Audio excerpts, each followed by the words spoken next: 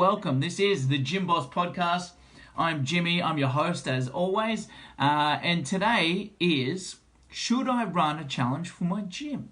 The age-old question. Before I do that, go on over to iwantgymleads.com. That's iwantgymleads.com. That's if you're a gym owner and you're serious about growing, getting more clients, getting more leads, and be able to grow your brand at the same time. There's a short little video I shot for you over there, so go on over to that.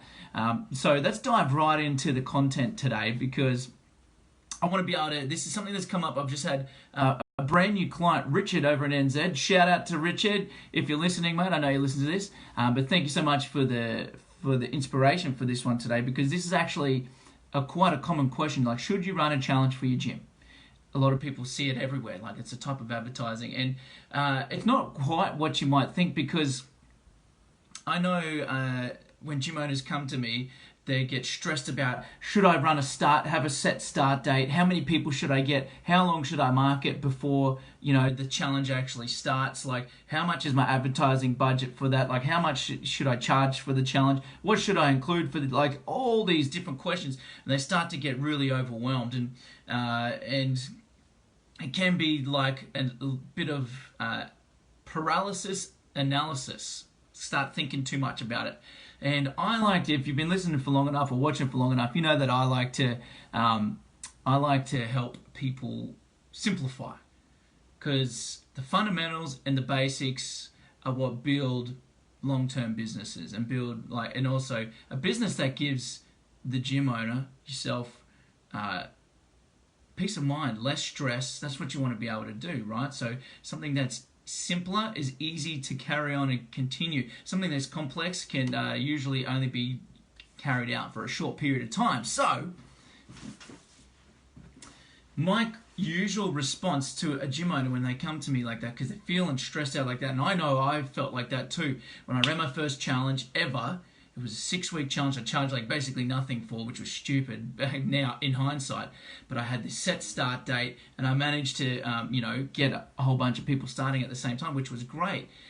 But it was a lot of pressure, a lot of build-up and stuff to try and get that to there. So my solution to that is, I say, let's build out something. This is what I usually say to the gym owners that come and work with me is, let's build out something that's less pressure, less stress for you, and something that's evergreen. Evergreen basically means it can just go. It can just go forever. Doesn't have a defined time limit like, 2-week campaign or something. For example, a client of mine, Elliot, he's had a campaign with other edits and stuff, obviously, but the same when we break it down to what I'm about to show you. It's been going for the last 18 months, and that's just us working together, and he was doing stuff like this similarly before us.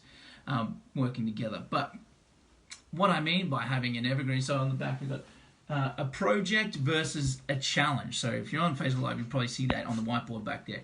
But a project versus a challenge. And so before I forget, and before I dive into what all that's about, head on over to iwantgymleads.com. That's if you want to know more about how to construct a project versus a challenge for your business. There's a short little video over there. It's for gym owners that do want to grow, that want to know more about how to implement this evergreen marketing process. So that's iwantgymleads.com. You can go over there, check out the little short video I recorded for you. So what's the difference? Okay, challenge, that's bullet point out what's in a challenge.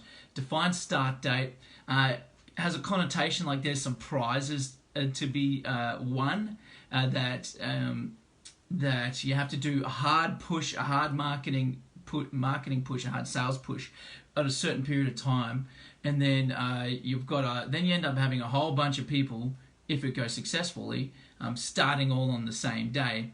And then the downfalls to that, what I see and what I've seen in my own business and in other businesses that I help now, is that you do attract the wrong type of person, because they're coming to get something to win.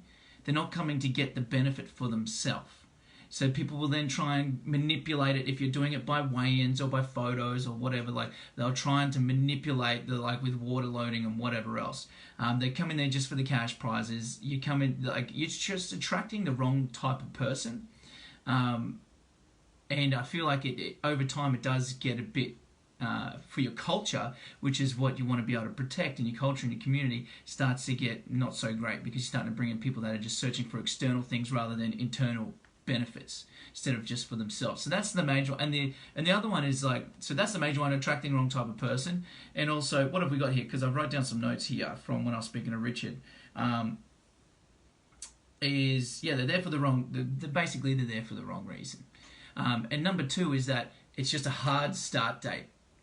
It's a hard start date, so it is a lot of stress and pressure. Like that could be good. Like if you're listening and you like that, then cool, go for it. But what I find, if you want something that lasts like 12 months or more, then what I want you to do, consider, is shifting over to what we call an evergreen process. An evergreen is basically a project. So there's no prizes up for grabs. There's no defined start date.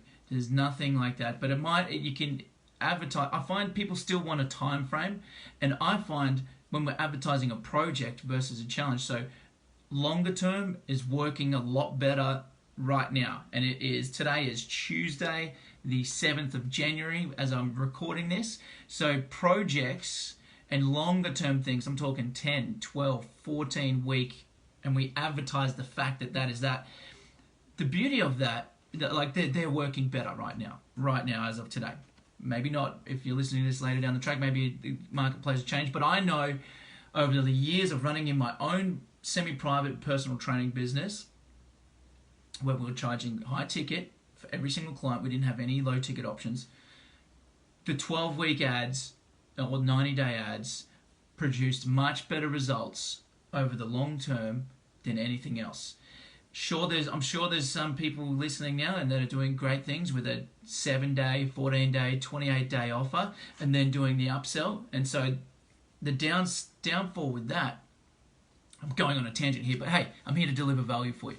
So the downfall on that is doing the short-term things, and they're cheap and discounted, is you're bringing them in at a low price and then you're trying to jump them up to your normal membership price, which might be $40, $50, $60, $100 a week, depending on what your membership is.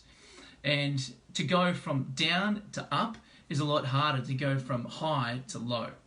So what we do is we advertise the long-term things and we sell them at full price, or maybe even more expensive. So for example, Richard, his normal membership base is $50 a week for his group training facility. But this, when people come into the challenge, because he's given them more, not the challenge, the project, sorry, when they come in for their first initial 12-week block, it's kind of like the foundations, fundamentals that everyone has to come in on. And they're getting extra diet, they're getting extra accountability, they're getting extra. They're stacking the value. So instead of being $50 a week, he's charging these people $59. Not much.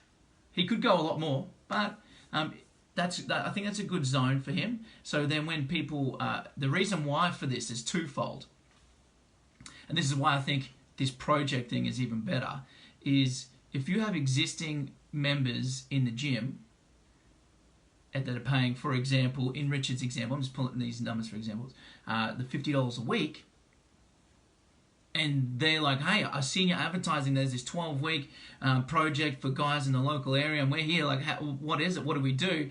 And then you can go, well, look, it's an extra $100 if you wanted to. You just could pay an upfront $100 or $149, or charge them a nominal fee, but so they are more engaged in the project. So if they want to do more, be part of the private community where they're posting up their accountability and all that sort of stuff, so they've got to pay to be part of that.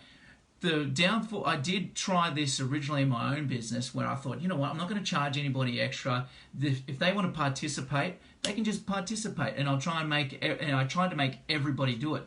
But not every one of my existing clients wanted to do it. And I got frustrated because I was expecting the whole gym to like get on board, when in fact they didn't want to do it, and that was quite all right. It was my fault, but the ones that did want to do it were great, and they would have paid the extra fee. Now, that is, if you don't want to charge them, that's fine, but this is what I've found that's working right now with other clients and what has worked for me in the past. So you can pick and choose to do what you like with it. And if you want to know more about how we can strategize and make this your own, for your own business, for your own gym, and this is if you're already in business, you already got clients, you're already making sales, and you want to just your gym to work better. So this isn't like a last-ditch effort to just save your gym because it's failing. Like, this is just like your business is going good, but you want to be able to expand it and blow it up and make it go better. Then go on over to iwantgymleads.com, and there's a short video I recorded for you over there. But I'm just going to recap the points just so we can make it super clear so you know exactly what's going on. Oh, and there goes the iPhone. That's me slapping and talking too hard with my hands. So, if you're on the podcast, I'm sorry, I just dropped y'all. So, to recap the tips, project over a challenge. Oh, actually, one last thing I didn't mention about the project. The project is like, just say you're advertising and you sign up 5 people this week. Well, those 5 people start their 12-week project on Monday, on that following Monday. And then so you've got these staggered start dates. So it's not like a defined start date. It's just like if you sign up this week, you start next week. You sign up the 2 weeks from now, that's when you start then. It's not this, and then you can just have that rolling all year round. And the great thing about that is if you are retaining, like with the 12 weeks, you usually retain people better than if you have people in for a 28-day. So I've seen, on average, 28 days, people will retain 40-50%. Let's just say, round it up and say 50% of the people that do 28-day will roll over. Some other gyms are different, but that's sort of historically what it looks like. So that means if you signed up 20 people to a 28-day thing, at the end of that, 10 people will stay on as a long-term member. But with the longer-term ones, I find people will do that, and then you'll have like 75% is about the average of what people will stay. And so with those staggered start dates, if you do have people that are dropping off, you don't have a big drop in membership just all of a sudden in 1 week, because you've had your 25 or 50% of people drop off. They're just dropping off as whatever as the weeks roll on, which makes it a much better manageable for cash flow wise for you and as the business owner. So let's recap. A challenge is not as good as a project in my humble perspective, is because challenge, you attract the wrong type of person, and they're there for the wrong reasons, and there's supposed to be prizes up for grabs and all that sort of stuff. A project is evergreen. You can do it week after week, month after month, run it for as long as you like. It delivers more value. You can then upsell some of your additional clients into it, and then it just ends up attracting, and that's the long-term stuff. It attracts the right type of people that want to be there. We're charging them full price from the get-go, maybe even more so. And when people pay more, they pay more attention. So you're just getting an all-round better experience in your gym. So that was a huge one. I feel like there was a lot of value in there. And again, I'm Jimmy. I help gym owners be able to get more leads, get more clients, and grow their brands at the same time. And if you're a gym owner and you're serious about doing that, go on over to iwantgymleads.com where there's a short little video I recorded for you. And if you like it, there's a little form that you can fill in, and then we'll have a chat about how we can do all that exactly for you. So anyways, this is Jimmy. Love you all. Peace. I'll see you all on the next one.